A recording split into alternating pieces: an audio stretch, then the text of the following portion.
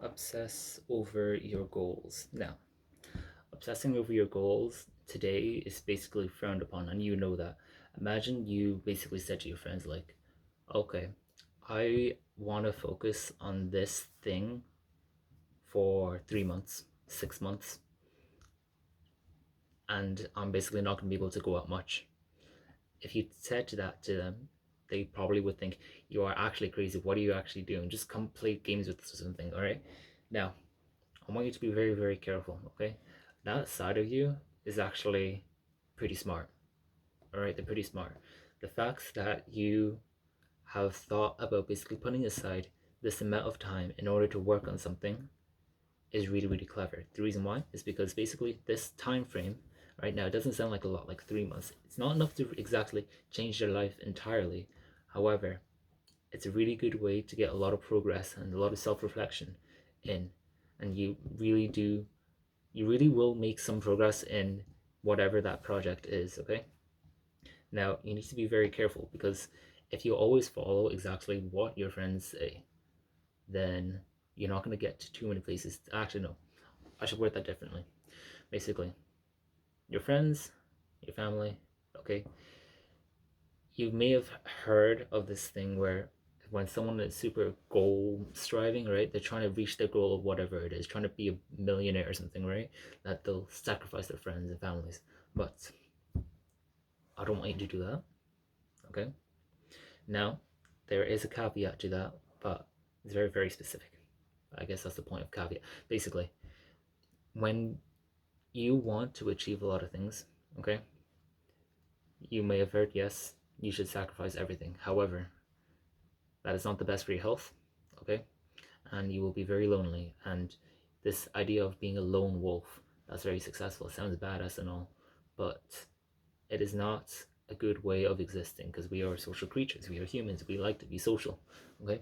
So what I need you to do, if whatever your goal is, decide what it is. If you really want to do this one thing, you want to be this musician, you want to be really, really good at piano, you want to pass this piano exam before, like, I don't know, the age of 23 or something, I don't know. You just want to be really good at something, okay?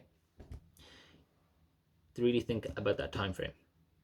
Then set aside time to do that thing where this, you may have heard of this before, this protocol, okay? And it sounds really dumb, but it's actually quite aptly named. It's like monk mode. You've probably heard of that before. Now, I wasn't originally going to talk about monk mode. However, I realized that this protocol basically fits in with this video idea, okay? It's to set aside time to do that one project, all right? But in order to maintain your relationship still without sacrificing anyone, okay, you need to think about the exact minimum amount of time you need to basically maintain those relationships. And it sounds dreadful, but that is just kind of the case, okay? Like, let's say you spend, like with your family, to make them not hate you or anything, okay? Spend every day at least 2-3 minutes of conversing with them. And the thing is, you may not even do that right now. You may not converse with your mum or something, your mum or your dad, like even 5 minutes a day. You may not do that. You may realize that, like, okay, I only spend like 1 minute every few days. That means your relationship is probably shaky with them. They probably don't know you that well. Imagine you spent like at least 3 or 4 minutes like laughing with your mom or something about certain things, or like speaking about your project or something, okay? They'd probably be happy and you'd maintain that relationship. It doesn't sound like a lot, but they'll understand if you explain to them. Now, to do with friends, this is where things can get somewhat controversial. However, I believe that most most of your friends in general, okay, you may not like me for this, but this is just a fact, that most of your friends, they may not be the best for you, okay? I follow this, you might want to follow this rule that I'm going to suggest to you. Is to make friends with people who want the best for you. If you realize that the friends around you are only friends because you all like doing the same thing together, you should reconsider the relationship. Otherwise, you're kind of wasting each other's time. Because seriously, like, you might have gone to party before, but you realize that you don't, you're not actually friends there. You're only friends because of the party. You're only friends because of the alcohol, because of the video games. But that is not true friendship.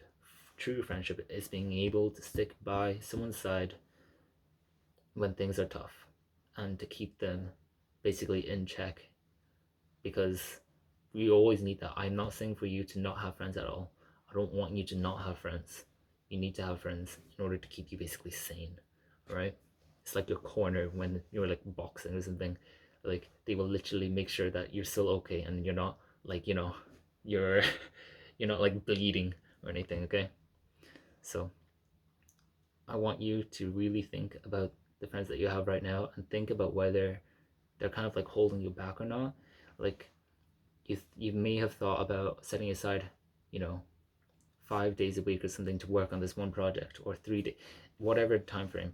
But the only thing standing in your way was, that 1 or 2 hours a night hanging out with them. Okay, if you reduced it down, you still spend good times with them, and you truly believe that they're your friends. Okay, reduce that time to maybe 1 day a week.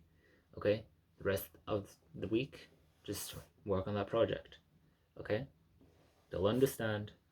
And the fact is, when you do that, when you do restrict that time, what's going to happen is that you're going to value your time with them so much more, and they're going to value their time with you a lot more as well, because you're not going to be able to see them all the time. You're seeing them only once a week, so you're going to be a lot more excited. There's going to be a lot more things to talk about because you're working on a project as well. There's all these things that you get to speak about. You're like, oh my god, I got this far with this. I'm like, oh my god, you know what, I have this video. It can get very, very exciting, and it's almost like reaching into the old like 1800s, where people would write letters to their families and it would only reach them like 7 days later, and they update them on their lives. It's a bit like that, but to not such an extreme, right? Because obviously we get the text, but I want you to be able to have the ability and the option to set aside like 3 6 months in order to work on projects, whatever it is, even if it's just like learning music. All right, imagine how far you can get, where it's like 3 months of music. You learn music for 3 months, and in those months it was only like once every other week or something that you went out, all right, to, I don't know, go drink, because that means like when you drink, you're probably drunk, and then you're probably hungover, and you probably miss out on some piano practice or something. All right, if you set aside time, you're gonna become like lethal. You're gonna become an actual weapon. Okay, whatever it is, you're gonna be a weapon. Okay. Now, hopefully, this is helpful. This might be controversial, but hopefully, it was helpful anyways. Because I plan to make you the musician of the future. And if it was helpful, I hope you subscribe, because I have more videos like this. And if you have any ideas, let me know.